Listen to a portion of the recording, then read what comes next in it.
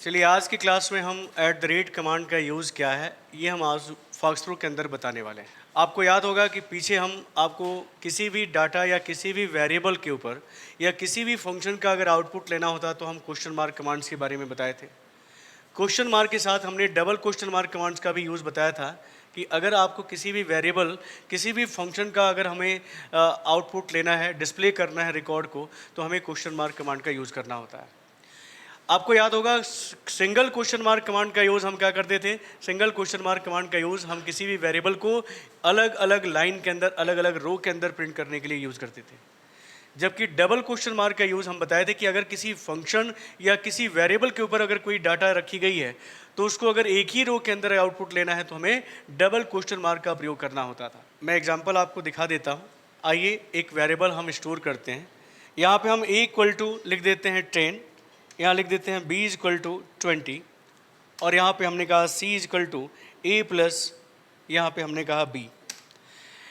एक वेरिएबल है जिसके ऊपर हमने 10 को स्टोर किया, v एक वेरिएबल है जिसके ऊपर हमने 20 को स्टोर किया और c भी एक वेरिएबल है न्यूमेरिक टाइप जिस पर a प्लस v की वैल्यू को हम क्या कर रहे हैं, स्टोर कर रहे हैं।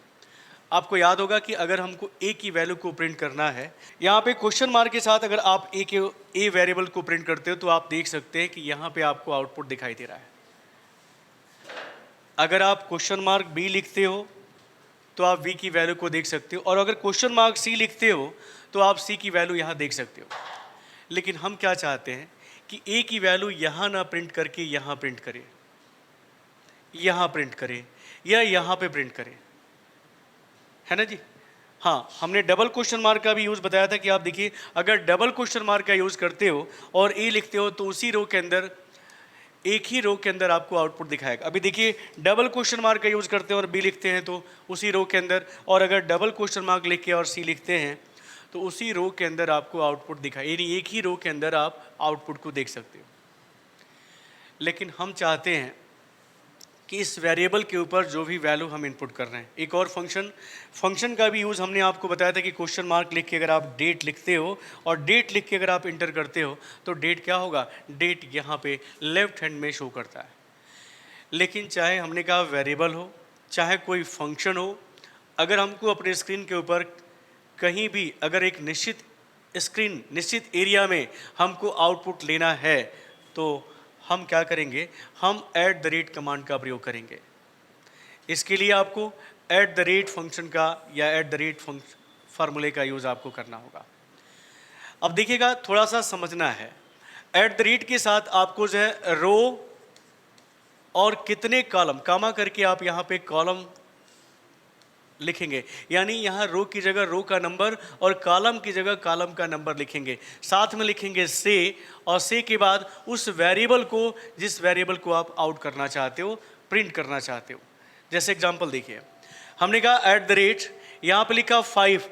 आपको बता दें कि आपका जो मॉनिटर स्क्रीन है, इस मॉनिटर स्क्रीन को ऐसे रो में बांटा गया है और ऐसे कॉलम में बांटा गया है। तो किस रो और किस कॉलम पे आप अपने इस वेरिएबल को आउट करना चाहते हो, ए की वैल्यू को आप कितने रो और कितने कॉलम पे लेना चाहते हो। आप देख सकते हैं कि ये आपका रो होता है और ऐसे जो वर्टिकल आप देख रहे हैं इसको हम कॉलम कहते हैं।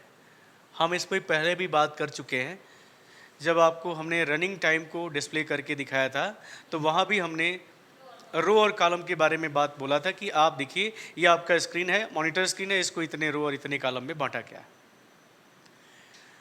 तो अब देखिएगा अगर हम ए वेरिएबल को किसी भी निश्चित स्क्रीन के ऊपर जो है रो और कॉलम के ऊपर प्रिंट करना चाहते हैं तो आपको पहले रो का नंबर देना होगा। हमने यहाँ लिखा रो और यहाँ देख सकते हैं कॉलम का नंबर हमने दिया 20 और यहाँ पे आपको लिखना होगा से। इतना लिखना जरूरी होगा। जो पहले हम केवल क्वेश्चन मार्क के साथ जो है वैल्यू को प्रिंट कर देते थे, अब यहाँ पे हमें रो, यहाँ पे कॉलम और से फंक्शन का इस्तेमाल करेंगे और यहाँ लिख देंगे ए। लिख के जब आप इंटर करेंगे तो क्या होगा, ए की जो वैल्यू है वो इतने रो, मान लीजिए कि ये पहला रो है तो ये पहला, दूसरा, तीसरा, चौथा और पांचवा, आप कह सकते हो कि पांचवा, ये पांचवें रो के सीध में। और 20वें कॉलम की बात करें तो ऐसे 20 कॉलम जहाँ पे आएगा, मान लीजिए कि 20 कॉलम यहाँ पे आ रहा है तो यहाँ पांचवा और ये आपका 20वां कॉलम अगर यहाँ पे हो रहा है तो यहाँ पे क्या करेगा, यहाँ पे आपको आउटपुट करेगा। यहाँ पे आपको आउटपुट देगा। तो आइए, हमने कहा कि हम ए की वैल्यू को 5वें रो के 20वें कॉलम पे प्रिंट करना चाहते हैं, और जैसे लिख के हम इंटर करेंगे हमारा ए का जो वैल्यू है 5वें रो के 20वें कॉलम पे प्रिंट हो जाएगा। मैं आपको प्रैक्टिकली दिखाना चाहता हूँ। आप देखिए, आपको यहाँ पे लिखना होगा @। अब आपको क्वेश्चन मार्क नहीं यूज़ करना है। अगर आप निश्चित रो और कॉलम पे अपने वैल्यू को लेना चाहते हो, आउट करना चाहते हो, तो आपको क्वेश्चन मार्क नहीं लगाना है, आपको @ का यूज़ करना होगा। यहाँ पे 5 कामा यहाँ लिखेंगे 20 और यहाँ लिखेंगे C, और C लिखने के बाद ए लिख के जैसे आप इंटर करेंगे, आप देख सकते हैं कि ए की वैल्यू अब यहाँ शो कर रहा है। जरा मैं इसको क्लियर कर लूँ, CLEAR और इंटर। अभी फिर से देखिए, जैसे आप इंटर करेंगे यहाँ देख सकते हैं कि आपको ए की वैल्यू को यहाँ पे शो कर रहा है, जबकि पहले ए की वैल्यू कहाँ शो हो रहा था, यहाँ शो कर रहा था। अगर हम चाहें तो देखिए, यहाँ पे हम अपने स्क्रीन को, अगर हम 15वें रो पे चाहते हैं और 20वें कॉलम पे चाहते हैं ए की वैल्यू, तो देखिए यहाँ पे आपका 15वां रो आ रहा है, 20वां कॉलम। इसी तरह अगर आप इसको जो है 20वें कॉलम के 20वें रो पे चाहते हो, 20वें रो के 20वें कॉलम पे, तो देखिए यहाँ पे आ रहा है। आप इसको 25 भी कर सकते हो। यहाँ पे आप बढ़ाकर अपने स्क्रीन का जो रो और कॉलम है, कितने रो कितने कॉलम है, आप देख सकते हो। इसी तरह अगर आप यहाँ पे कॉलम की वैल्यू को भी चेंज करते हो, मान लीजिए हमने इसको 50 कर दिया। पहले क्लियर कर लेते हैं, एक बार क्लियर कर लीजिए। क्लियर करने के बाद मान लीजिए इस 20 को हमने कहा कि इसको 50 करिएगा, और 50 करने के बाद जब आप इंटर करिएगा तो यहाँ देख सकते हैं 25वां रो यहाँ पे आ रहा है और 50वां कॉलम यहाँ पे आ रहा है। इसी तरह हम रो और कॉलम, अब देखिए अगर हम चाहें तो रो वही रखते हैं, लेकिन कॉलम की संख्या को आप यहाँ पे 100 कर दीजिए और ए की वैल्यू को आप यहाँ पे प्रिंट करके देखिए, यहाँ 100 आ रहा है, यानी 100 नंबर कॉलम यहाँ पे दिखाई दे रहा है। तो मैक्सिमम आप यहाँ पे 120 कॉलम तक जा सकते हो। यहाँ देखिए 120 पे यहाँ पे आ रहा है। अब इसके आगे जाएंगे तो आपका आउट हो जाएगा, इसलिए मैं कहूँगा कि 120 और 25 कॉलम तक मैक्सिमम, 20 रो तक आप मैक्सिमम जाइएगा। इसका मतलब आपको पता चल गया है कि आप एक निश्चित रो के अंदर और निश्चित कॉलम के अंदर अगर आपको क्या करना है, किसी भी वेरिएबल के वैल्यू को या किसी फंक्शन को आपको लेना है, तो आपको @ रो कॉलम के साथ सेव फंक्शन का इस्तेमाल करते हुए आपको वैल्यू को प्रिंट करना है।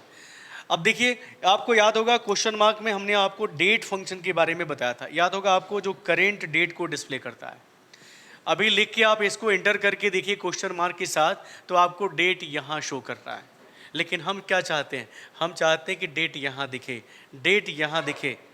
डेट फंक्शन है जो क्वेश्चन मार्क के साथ यूज़ हो रहा है, तो हम चाहते हैं कि डेट को हम अपने स्क्रीन के ऊपर कहीं भी दिखा सकें, तो इसके लिए आपको फिर से @ का यूज़ करना होगा। और देखिए यहाँ पे कितने रो के, तो 5वें रो के हम चाहते हैं 20वें कॉलम पे, यहाँ पे से करिएगा और यहाँ पे आज का डेट करंट फंक्शन आप यूज़ करिएगा, और जैसे आप इंटर करेंगे यहाँ देख सकते हैं कि 5वें रो के 20वें कॉलम पे आपका डेट क्या हो गया, डेट प्रिंट हो गया।